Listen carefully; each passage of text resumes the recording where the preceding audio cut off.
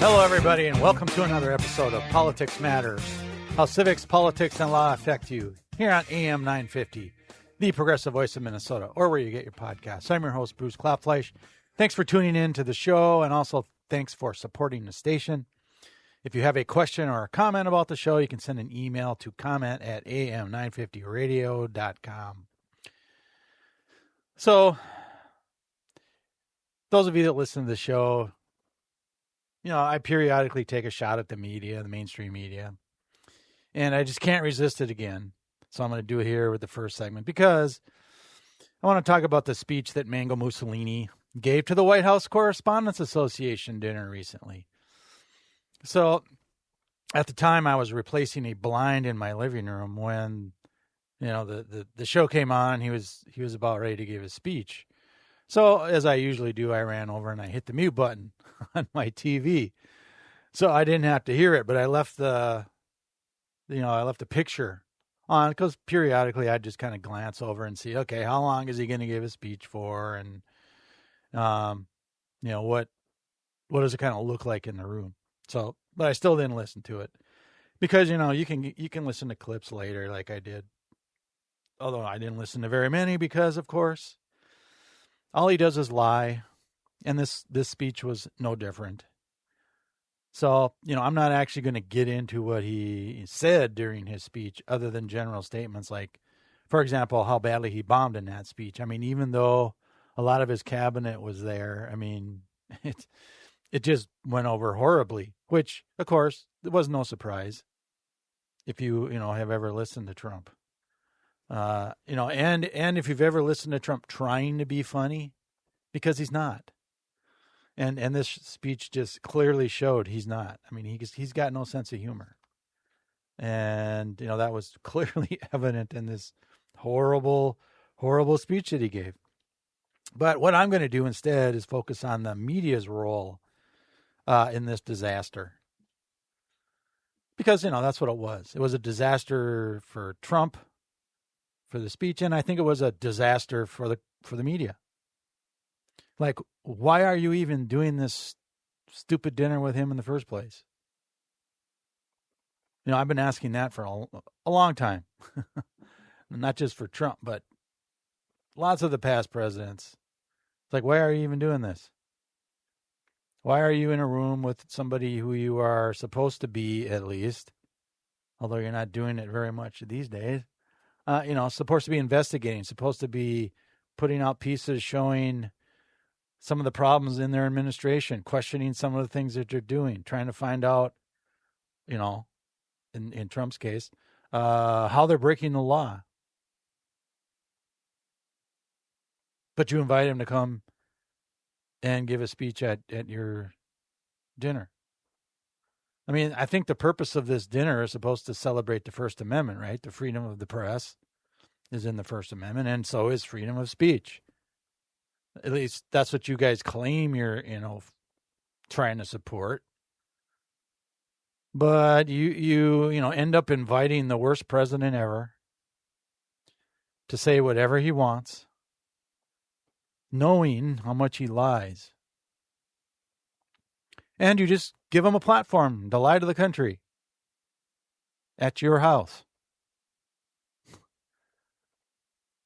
And you treated him in such a way to give him more legitimacy and normalizing this type of behavior. It's like, why are you doing this? It's no wonder your ratings are going down. I mean, I know it's hard for you to admit it, but there's a lot of, media shows that their ratings are going down because people are sick and tired of listening to your BS, coddling Trump, not doing any investigation. So a lot of them are leaving mainstream media and going to more independent news sources, which is what I do and have been doing for a long time. Because the mainstream media just simply are not doing their jobs.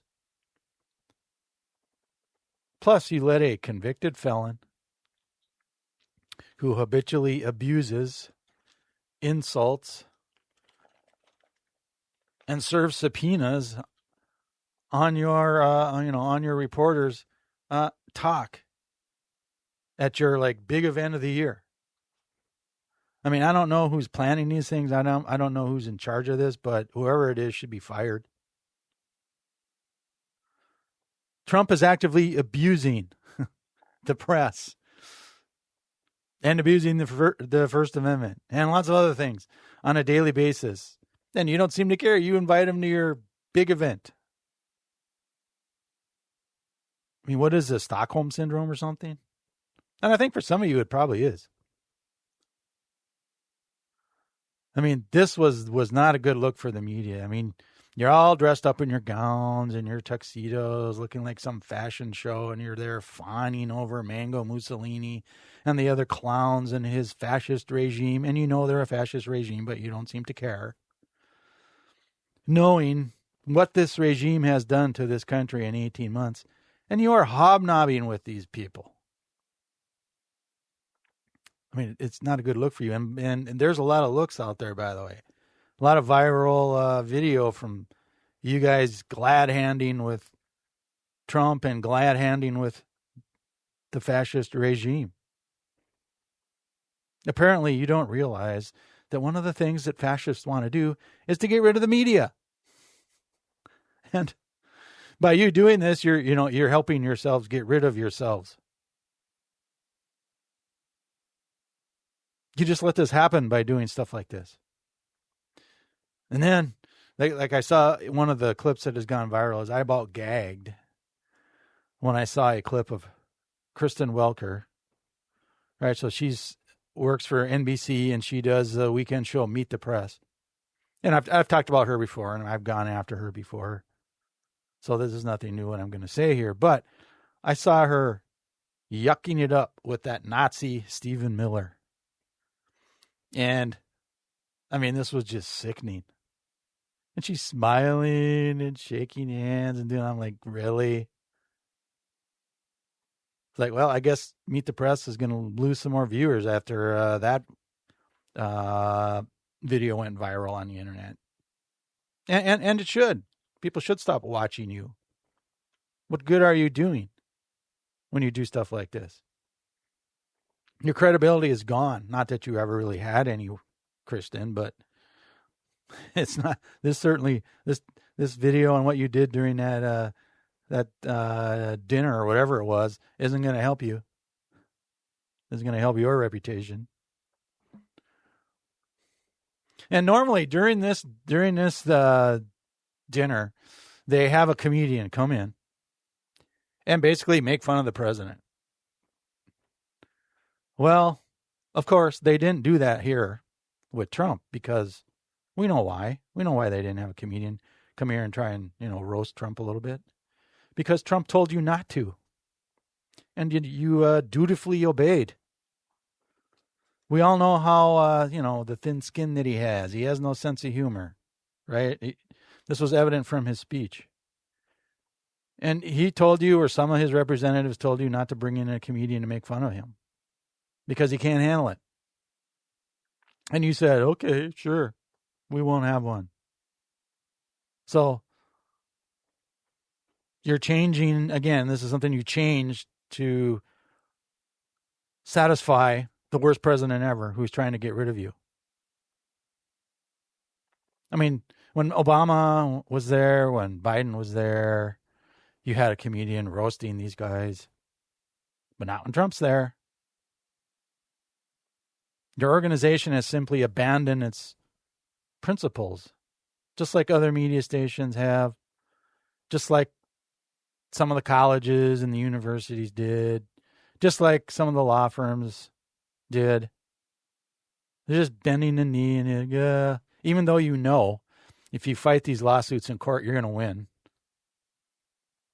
But you just paid bribe money anyway when he sued you or threatened to sue you. Some of the mainstream media stations. And then you do nothing when he went after a couple of your own reporters during his speech. You just sat there and dutifully took it. You could have just got up and left.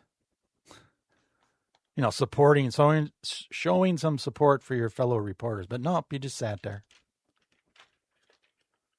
You are so stuck in this excuse of, we have to keep our access open to these people so that they come on our shows. Because you need the ratings and you need the money.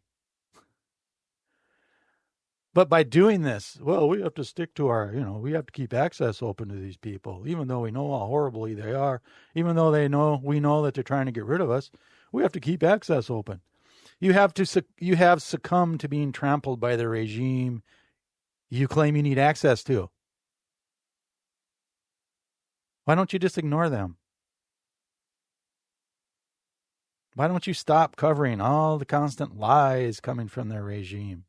Why don't you go out and do some investigative reporting on all the crimes that this regime is committing? But no, you're sitting there gland-handing with them.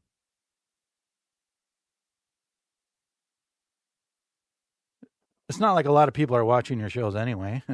And after this, there's going to be a lot less. Because, we see you on a daily basis sucking up to these people with no pushback at all. I mean, this is one of my criticisms of the press all the time is you have these people, you got to have these people, you got to have access. So we put these Republicans on our shows and then you ask them questions and they lie to your face and you don't do anything. You've just turned into stenographers platforming the fascists. I mean, we expect this from Fox Lies because, that's what they're there to do. They're the propaganda station for the Republican Party. But why are you doing it so much now? Well, as I said before, Republicans own the media companies. And they've given millions of dollars to Trump. They paid him settlement bribes on the lawsuits that he threatened. But unfortunately, the urge for sucking up to the fascists now has overtaken your desire, if you ever had any, to protect the First Amendment's freedom of speech and freedom of the press. I mean, what would it take for your group to say no to Trump? For example, coming next year, now that you know how badly he bombed in his speech and how he went after some of your reporters, are you going to invite him next year? I mean, what would it take for your group to say no? Not just to Trump, but to any president.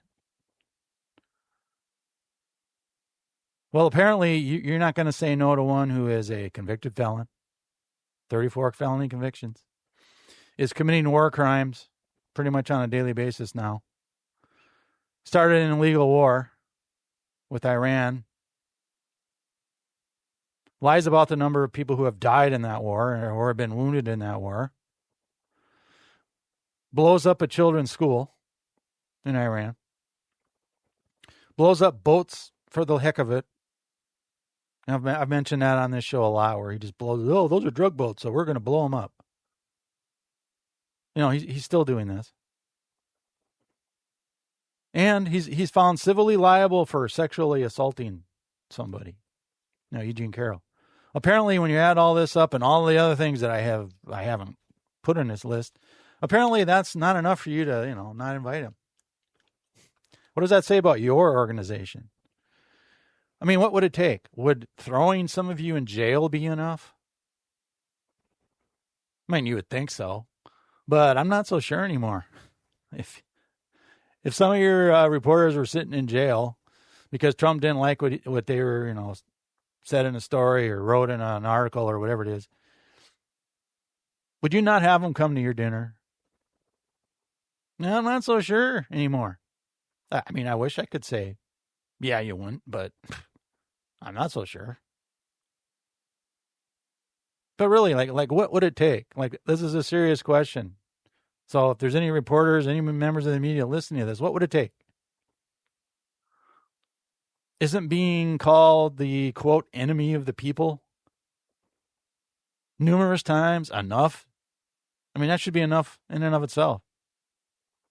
And you're just like, that's just Trump. He just says stuff like that. Yeah, how many times has he called you the enemy of the people? I mean, too many times to, count now, and apparently you guys don't care. Yeah, fine, call us the enemy of the people. Isn't being kicked out of the briefing room enough? Isn't being replaced by right-wing nut jobs enough? Isn't having your licenses threatened by him enough? At what point does inviting a fascist president stop being an act of professional courtesy to becoming an act of institutional surrender? Personally, I think you've a while ago gave up your institutional surrender. I mean, that's what you've been doing. You've surrendered to this guy a long time ago. I mean, I've been saying this stuff since 2015. Part of what you did at this dinner was you gave awards to reporters that have been threatened with lawsuits, threatened with retaliation, have been doxxed. I mean, all this sort of stuff. And you let the man leading the charge against them sit a few feet away from them. And some of them even went and shook his hand and were laughing with him. I mean, looked like a surrender job to me. All this does is enhancing the lack of trust in the mainstream media after witnessing something like this. I mean, how much further down will it go after this with, the ordinary people in this country? I mean, it's already low, but it's going to drop even more. How low will you in the media let it drop before you find some dignity and start fighting back? You can start by, covering more about how MAGA Mussolini is going to try and steal the midterm elections. That might help you get some of your people back to watching your stuff. Please don't invite him next year. Now that you've seen how badly he's bombing. And besides, what do you think he's going to do between this year and next year? Are you going to report on all the crimes he's going to be committing in the future here? Because he's going to. But, if you invite him back, you're just going to prove my low opinion of you is even that much more well-deserved. All right, there's my rant against the media. But geez, really, like really, how bad does it have to get before you're like, well, okay, we're not going to invite this chump anymore? I mean, you shouldn't even be inviting presidents at all. But, we got to keep the access. Yeah, well, that ain't doing you any good. Not when you're just letting them do whatever they want and trample on your rights. Jeez. All right. When we come back from break, I'm going to talk about MAGA of all things. So we'll talk to you on the other side of the break here on the Politics Matter Show with Bruce Klopfleisch.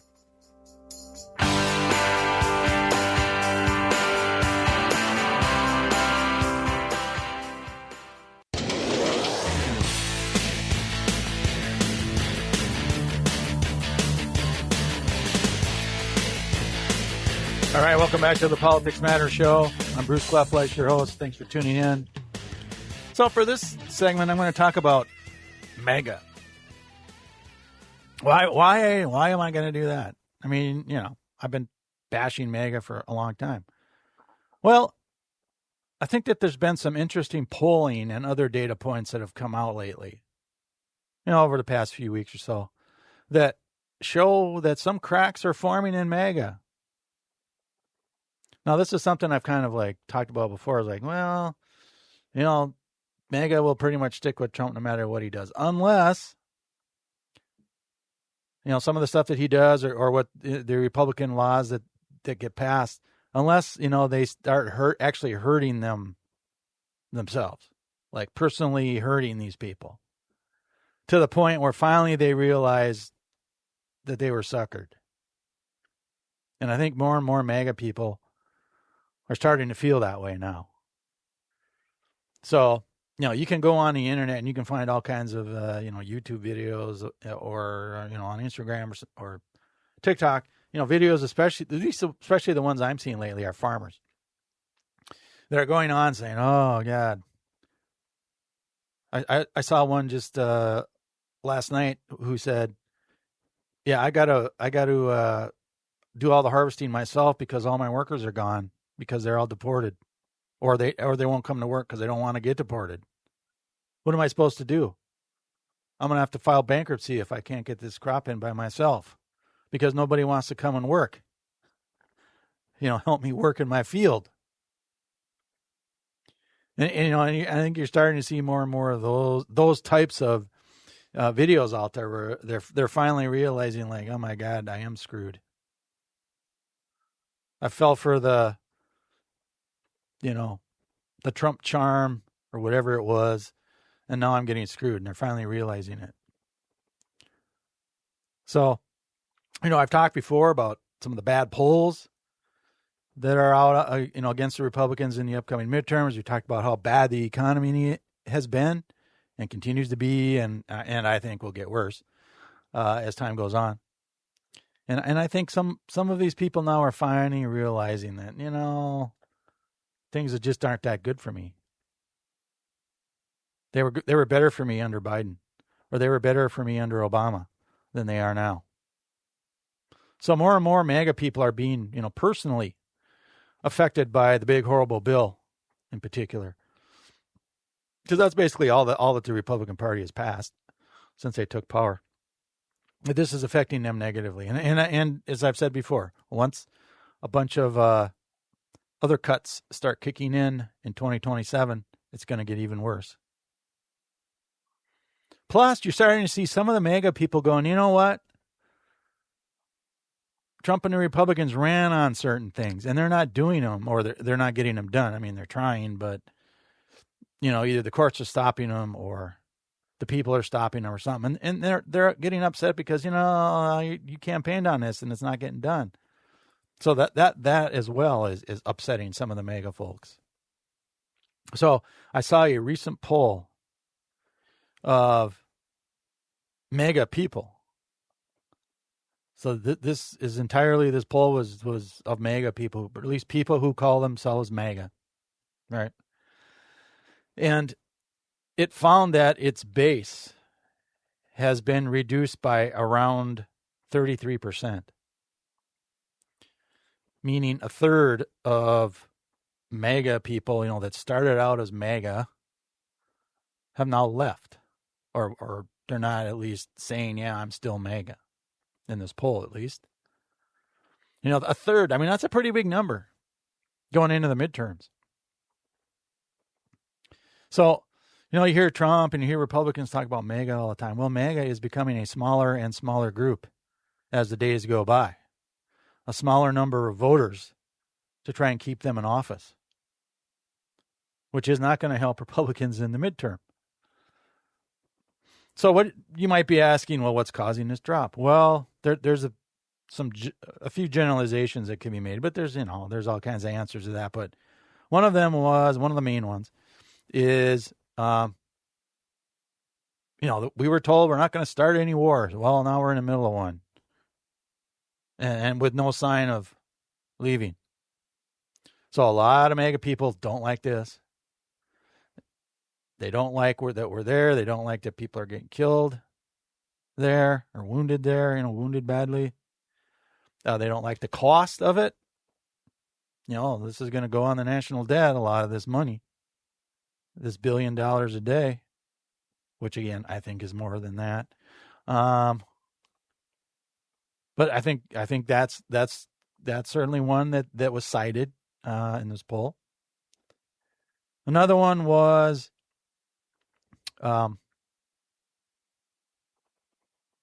not ending the war with Russia and Ukraine, because a lot of money is, even though Biden probably sent more stuff to Ukraine, well, there's still some stuff going to Ukraine, and the war keeps going on and on and on with no end in sight.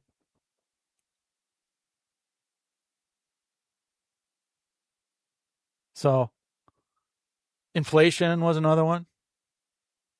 Right? Oh, Trump and the Republicans were saying, oh, inflation was going to go down and down and, basically be nothing, and everything, food will be cheaper and eggs will be cheaper, right?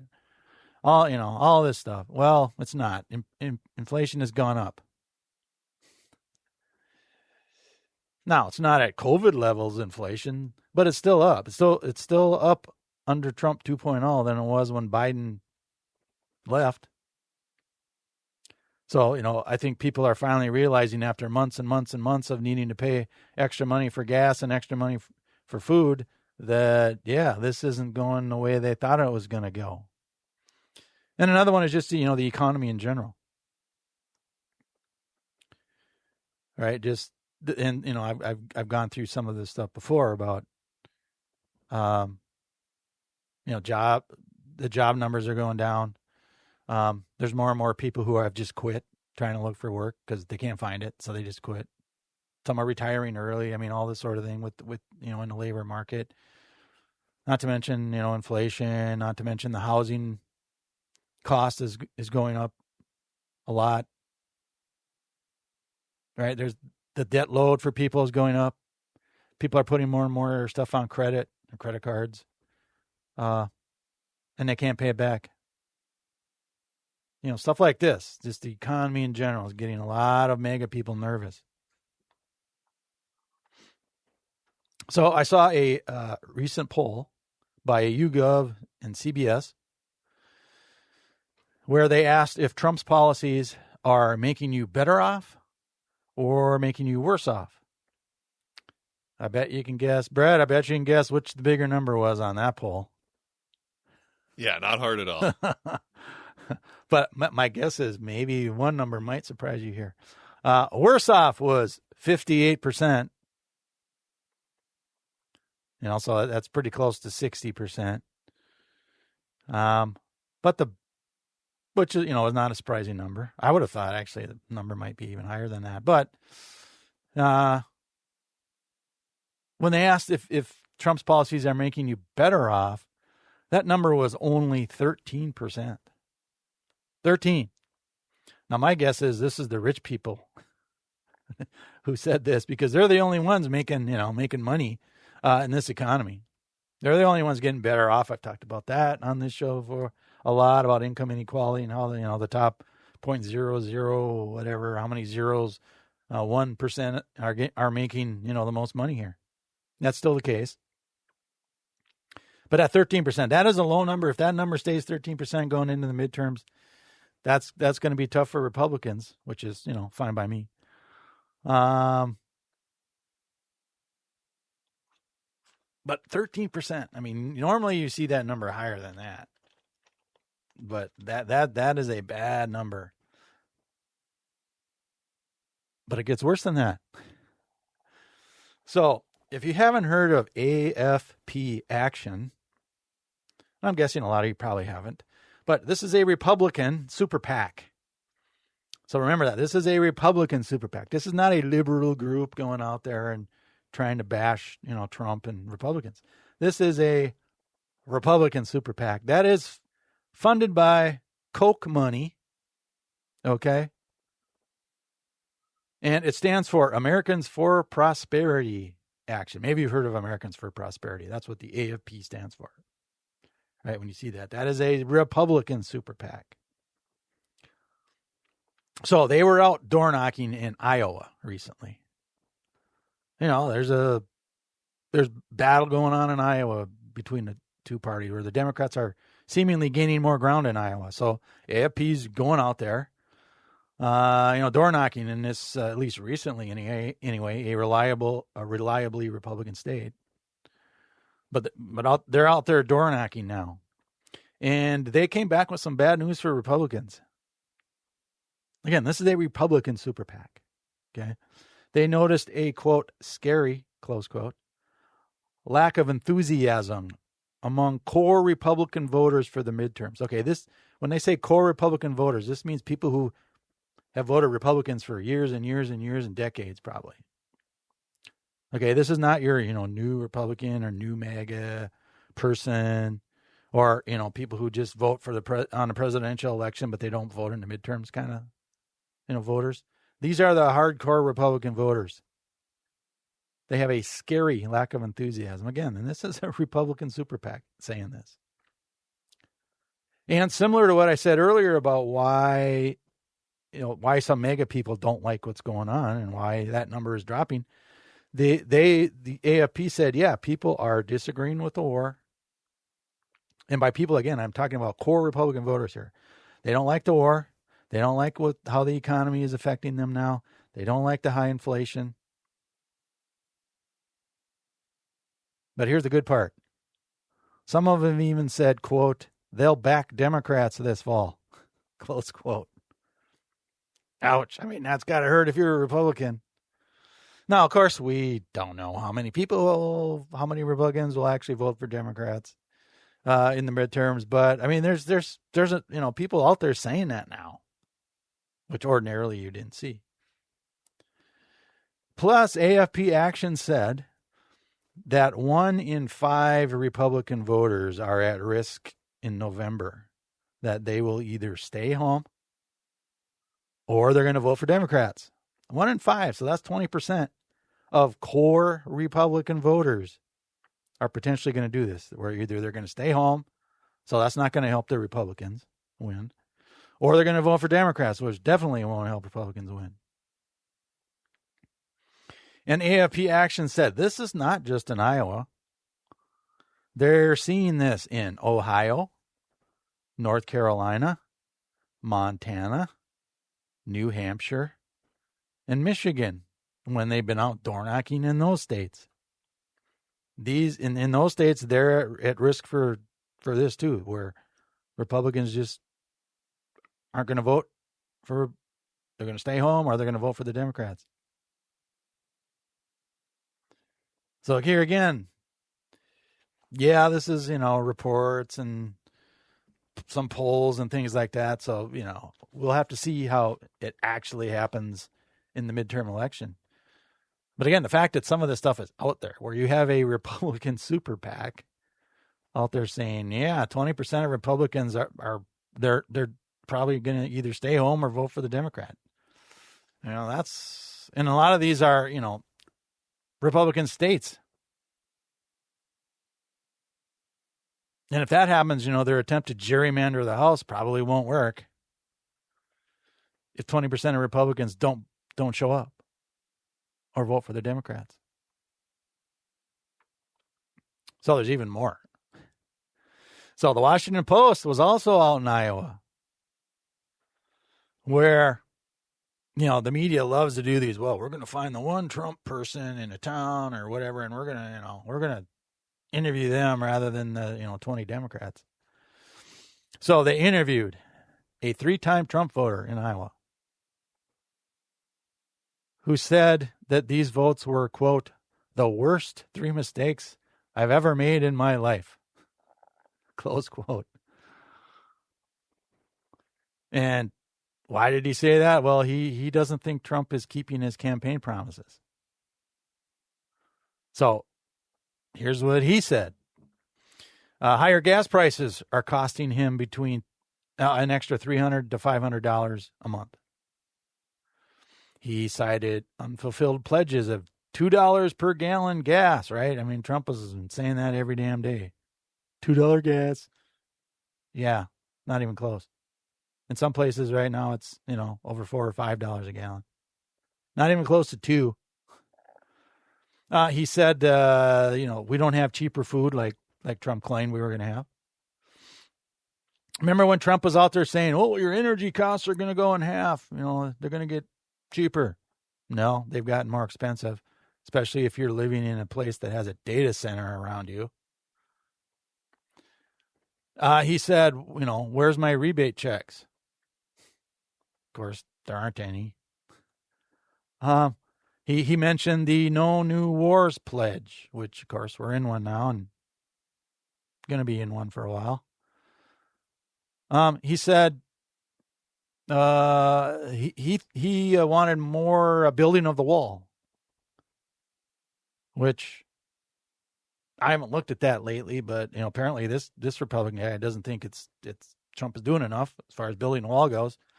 And he's not satisfied that, Trump was claiming, we're going to deport 30 million illegal immigrants. And this guy's like, well, you're not doing that. I mean, remember, I've said this before. Biden and Obama deported more people than Trump is. And Biden and Obama didn't have to go through all this crap like we are now. They didn't have to build these concentration camps like Trump is. Where's that money coming from? I mean, that's MAGA people got to pay for that stuff too. So he said, well, after listing all these things, he's like, I might sit out this election, or I might vote for Democrats this election in the midterms. So this is a high propensity Republican voter. He's done with them. And I guess, this isn't really that shocking given how poorly Trump and the Republicans have governed for 18 months. And they had the trifecta. They had the House, the Senate, the presidency, and they had the Supreme Court in their pocket. And look what they've done. Pretty much nothing helping out the regular person. So lots of 3-time Trump voters are out. So, we don't know how many MAGA people share this guy's view, but, I'm guessing that number is just going to get more and more as time goes on. Another problem Republicans are having is the effects of policies are hurting red states more than the blue states. Maybe you heard recently how, the top 10 worst states to live in are all Republican states. So here's just a few things that I found about how red states are hurting under the Republican policies. Texas has been hurt the most by the tariffs. By Trump's tariffs. In Kentucky and other southern states, farmers are getting hit hard because of the tariffs. They've lost some markets there. Or because USAID was cut by DOGE. Right? A lot of that food that went to foreign countries was coming from Republican states, Republican farmers. No wonder why they're complaining, because those markets are gone now. And by the way, Brazil is basically the one doing all that now. They're getting more market share than the United States is.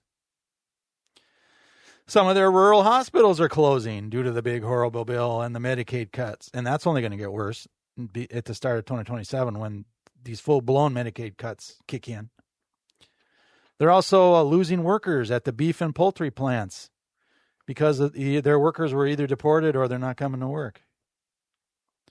Iowa's GDP dropped 6% since Trump took over.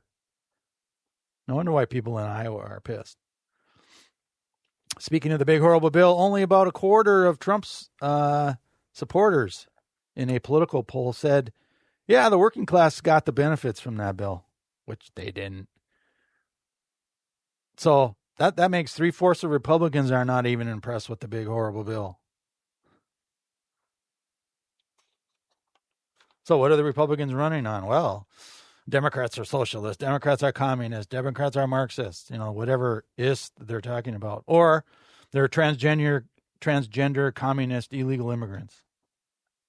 Right? This is the fear card. I talked about this before. This is what they're going to run on.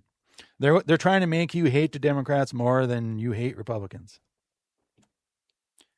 And of course, they're lying about what the Democrats are running on. So I'm going to talk more about this in the next segment coming up here after the break. So we'll talk more about this here on the Politics Matter Show.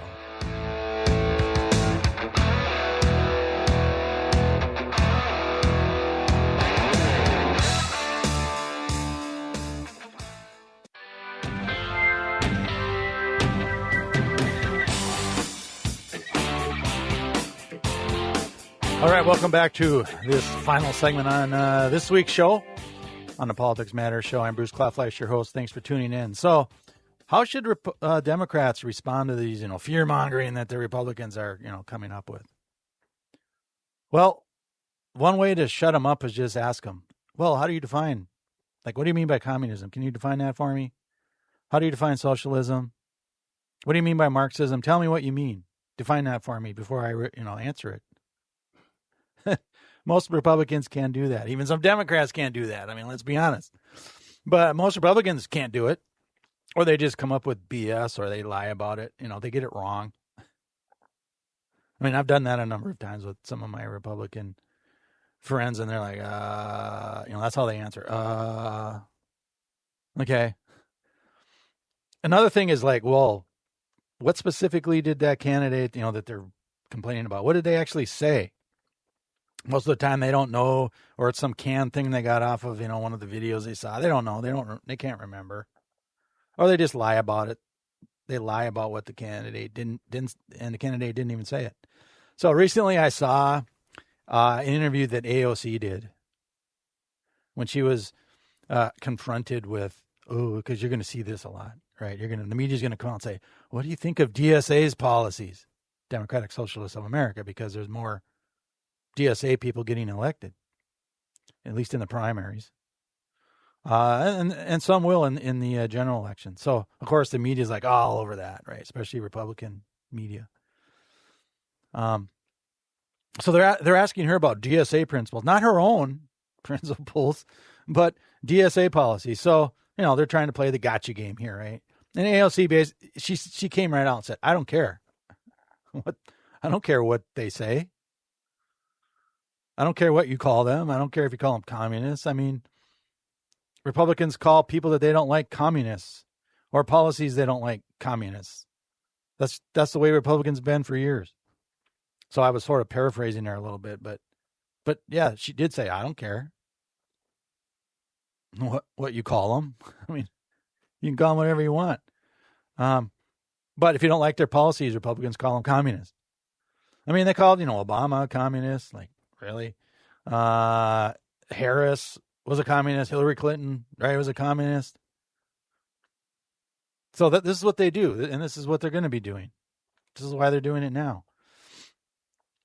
So AOC said, well, because apparently DSA was having a meeting in Washington that day that the reporters were asking her about it. Well, yeah, they're having a meeting. So what? This is America. People can do what they want. If they want to have a meeting, fine. I'm not, and this is a quote, I'm not part of the belief police. Then a reporter asked her, well, socialism is a slippery slope and it's going to turn into full communism if, enough of these people get elected.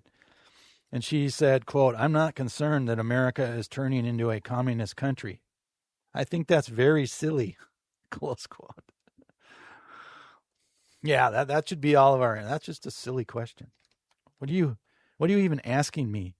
Because and then she followed that up with, and I'm quoting here, just think about how hard it's been trying to wage or increase the minimum wage around here. I mean, it hasn't been raised since 2007 under Bush. That's the last time it was in a law to raise it. And that's like, 20 years ago, darn near. And she's like, we can't even raise the minimum wage around here. And you think we're coming to be a communist country? Come on. I mean, an example she used is, Republicans don't want people to talk about health care. So whenever people say, Medicare for all or health care for all, then they call them all communists. And they call a policy communism or socialism, whatever ism they can come up with. So Democrats can use that to show, some contrast between the two parties here. Showing that we, the Democrats, actually want to help you people, not the Republicans. Republicans just want to help the rich people. We want to help the average person and the poor people. We want Medicare for all, or at least a public option. Republicans don't. Democrats are for universal child care. Republicans are not. We are for free school lunches. Republicans are not. We want to raise the minimum wage. Republicans don't. Use this to bait Republicans into unpopular opinions. Get them out there saying, yeah, I don't agree with that, or I don't agree with that, or get them to, where they say nothing. Bait them into this stuff. Because if you poll these issues and you don't put Democrat or Republican in front of it, a majority of the Americans vote in these polls. They favor the Democrat policies, not the Republican policies. Bait Republicans into actually talking about the policies and how they're against them instead of just letting them say, well, that's just communism. So there's my free advice for the day to centrist Democrats, especially who are afraid that they're going to be called communists. Well, they're already calling you communists. They're going to do it anyway. Just deal with it. Try and bait them into talking about the actual policies. Do it on your terms, not on their terms. Plus, we're in the midst of fascism. Say that. Have you seen the ICE concentration camps? Illegal wars being waged, protecting the pedophiles and the Epstein files, etc. And you think we're descending into communism? Right? It's stuff like this you can use. Because I think more and more MAGA, as I talked about on the earlier segment, I think they're realizing that the Republican Party is screwing them over. And doing stuff like this will wake them up. All right. Have a good weekend. We will talk to you next week here on the Politics Matters Show.